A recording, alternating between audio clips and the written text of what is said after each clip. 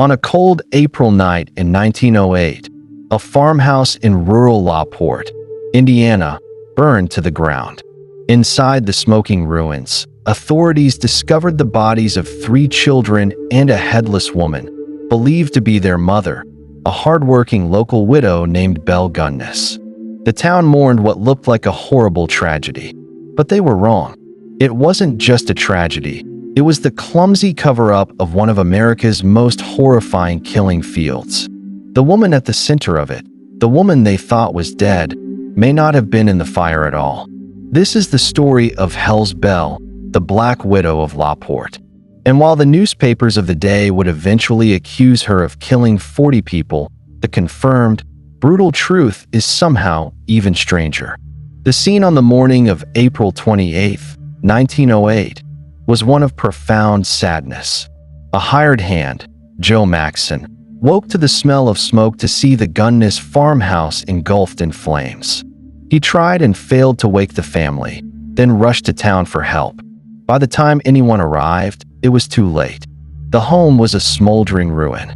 That afternoon, searchers picked through the debris and found the charred remains of Belle's children, Myrtle, Lucy, and Philip. Nearby lay the headless body of an adult woman. The community was horrified. Belle Gunness and her children, victims of a terrible accident or, perhaps, murder. A recently fired, jealous farmhand, Ray Lamphere, was quickly suspected of arson. It all seemed straightforward, a grim, but simple, story of revenge. That story was about to be torn apart by the arrival of one man who refused to believe his brother had simply vanished. His name was Asle Helgelien, and he'd traveled all the way from South Dakota with a single, nagging fear. His brother, Andrew, had come to Lamphere months earlier, completely taken with the widow Gunness after answering one of her newspaper ads. Andrew had sold his farm, taken his life savings, and planned to join his life with Belle's. And then, he disappeared. Asle wrote to Belle, who claimed Andrew had left, maybe for Norway. Unsatisfied, and now faced with the news of the fire, Asle arrived in town convinced his brother was still on that farm. The authorities initially waved him off. They had their victims, they had their suspect. But Asle was relentless. He showed the sheriff letters from Belle, letters that begged Andrew to come to Lamphere, to bring all his money, and, most importantly, to tell no one where he was going. He insisted they search the grounds. Finally, just to placate the grieving brother, Sheriff Albert Smutzer let Asle and the hired hand, Joe Maxson, do some digging. Maxson led Asle to a strange spot on the property, a soft patch of ground in the hog pen that Belle used for burying garbage. As they broke the soil, they didn't find trash. They found a gunny sack. Inside were 2 hands, 2 feet, and a human head. Asle recognized the face immediately. It was his brother, Andrew. That discovery shattered everything the community thought they knew about Belle Gunness. She was no longer a tragic victim. She was a suspect. The fire was no longer an accident. It was a cover-up.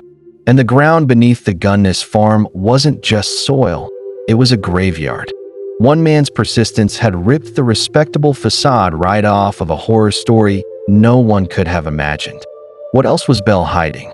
The sheriff now had no choice but to start digging. So how did a respected widow's farm become a human slaughterhouse? Her story started far from Indiana, in the impoverished landscape of Selbu, Norway. Born Brynhild Paulsdatter Storsith in 1859, she immigrated to the United States in 1881, settling in Chicago and changing her name to the more American-sounding Belle. In 1884, she married Mads Sorenson. Their early life together was marked by a series of very convenient disasters. First, their confectionery store burned down, and they collected the insurance money. They used that payout to buy a new home, which also mysteriously caught fire. They also took in several foster children, at least 2 of whom died young from what was officially called colitis, a condition with symptoms that could easily mask poisoning. It was suspicious, but it was the death of her husband, Mads, that was truly shocking. He had 2 life insurance policies. On July 30th, 1900, both policies happened to be active on the very same day. One was set to expire just as the new, larger one began. That was the day Mads Sorenson died. Belle said he'd come home with a headache. She'd given him some pain powder, and he simply died. Doctors cited a cerebral hemorrhage, but Mads' family was so suspicious they demanded an inquiry. In the end, no charges were ever filed, and Belle collected on both insurance policies. With her newfound wealth, Belle moved. In 1901, she took her children and bought a farm on the outskirts of Lamphere, Indiana. She didn't stay a widow for long. In April 1902, she married Belle Gunness, a local widower with 2 young daughters. Tragedy struck almost immediately. Within a week, Peter's infant daughter died of unknown causes while in Belle's care. 8 months later, Peter himself was dead. Belle's story was that a heavy sausage grinder had fallen from a high shelf and killed him instantly. It seemed absurd. The district coroner declared it a murder and called a jury, but somehow, the pregnant widow, she was expecting her son, Philip, convinced them of her innocence. His death brought her another $3,000 insurance payout. Twice widowed, Belle had found a pattern. Suspicious deaths led to financial gain. She was ready to scale up her operation. She would no longer wait for husbands to die. She would actively hunt for her victims. Soon after Peter's death, ads began appearing in Norwegian-language newspapers across the Midwest. A wealthy, attractive widow in Lamphere was looking for a reliable man to be her partner. For lonely Norwegian immigrant farmers, the offer of companionship and security was irresistible. To them, Belle was a beacon of hope. In reality, she was a predator, and her farm was a trap. Her system was chillingly effective. When a man responded, she'd start writing fervent, loving letters. To the dearest friend in the world, she wrote to one, "No woman in the world is happier than I am. I know that you are now to come to me and be my own." But woven into the romance were clear instructions: sell everything, bring the cash, and tell no one. One by one, they arrived. Neighbors saw these men working on the farm, only for them to vanish. If anyone asked, Belle had an excuse. He'd gone off to visit relatives, or maybe ran off to the St. Louis World's Fair. She was so convincing that no one questioned it. The fate of these men was brutally simple. Once Belle had their money, their use was over. Asle Helgelien, for example, arrived in January 1908. He and Belle went to the bank, where he cashed a check for his entire life savings. Despite the bank's advice, Belle insisted on taking it all in cash. A few days later, Andrew was gone. But the suitors weren't her only victims. Her adopted teenage daughter, Jennie Olson, had disappeared a few years earlier. Her body would later be found buried on the property. Anyone who became a liability was at risk, and that included her on and off lover and hired hand, Ray Lamphere. When he became jealous of the new suitors, she fired him, setting the stage for the final act.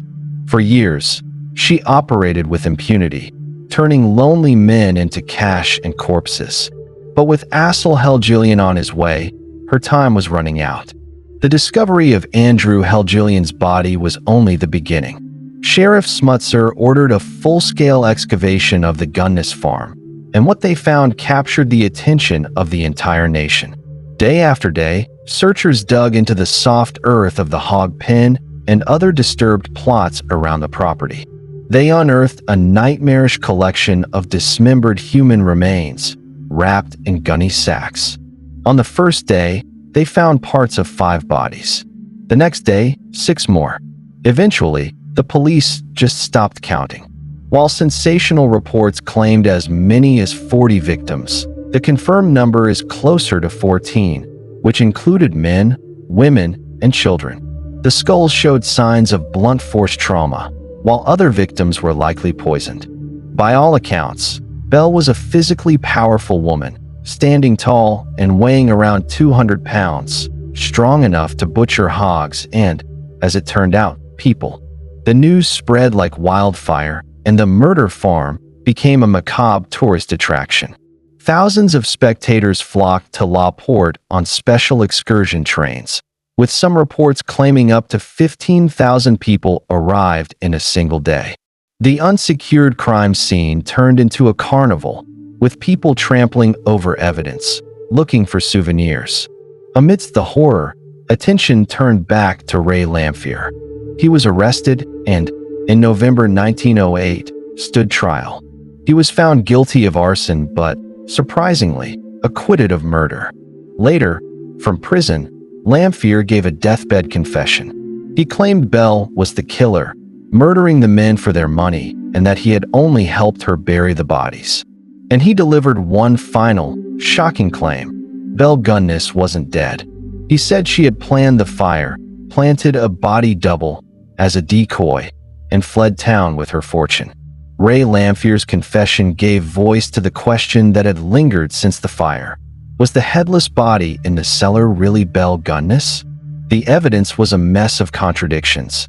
A piece of dental bridgework found in the ashes was identified by Belle's dentist as hers, seemingly conclusive proof. But nearly everything else screamed that it wasn't her. The corpse was significantly smaller than Belle. Witnesses who saw the body felt it was too short and weighed far less than the brawny, 200-pound Belle. The missing head was the biggest red flag. Why would an accidental fire result in a clean decapitation, with the head completely vanishing? This fueled the theory that Belle had murdered an unknown woman and planted the body to fake her own death. Her actions right before the fire were also deeply suspicious. She had visited her lawyer to make out her will, a move that looks like she was preparing for her death. She had also withdrawn most of the money from her bank accounts. According to Lamphere's confession, she planned her escape meticulously, setting him up to take the fall. She set the fire, left the decoy and her own children to burn, and simply walked away with a fortune. For decades, the mystery was fueled by alleged sightings of Belle across the country. The most compelling case was a woman named Esther Carlson, arrested in Los Angeles in 1931 for poisoning a man for his money, Belle's exact method. People who knew Belle claimed to recognize her from photos, but she died before it could ever be proven. In 2008, scientists tried to settle the question once and for all. The headless corpse was exhumed for DNA testing. The plan was to compare its DNA to saliva that might be on the sealed envelopes Belle sent to Asle Helgelien. But the genetic material from both the century-old bones and the letters was too degraded to provide any result. So, what really happened to Belle Gunness? Did she die in the flames set by a spurned lover? Or was she a criminal mastermind who pulled off one of the most audacious escapes in American history? The facts are chilling. A woman who came to America for a better life built an enterprise on murder, preying on the lonely and the trusting. She killed suitors, husbands, and even her own children, all for money. She turned her farm into a charnel house, burying at least 14 people in its soil. The fire of 1908 exposed her crimes, but it also created the perfect cover. The undersized body, the missing head, and her accomplice's confession all point to a meticulously planned escape. Yet, without definitive proof, the official record still holds that she died in the fire. The story of Belle Gunness is a dark look at the depths of human cruelty and the power of deception. She was a black widow who didn't just kill for profit. She built an industry out of it. And in the end, she may have committed the perfect crime. Not just murdering over a dozen people, but murdering her own identity and vanishing into history. The mystery of her final fate has never been solved. What's your theory on what happened to Belle Gunness? Did she burn in the fire, or did she get away with it all? Let me know what you think in the comments. And if you found this story fascinating, be sure to like this video and subscribe for more looks into history's darkest cases.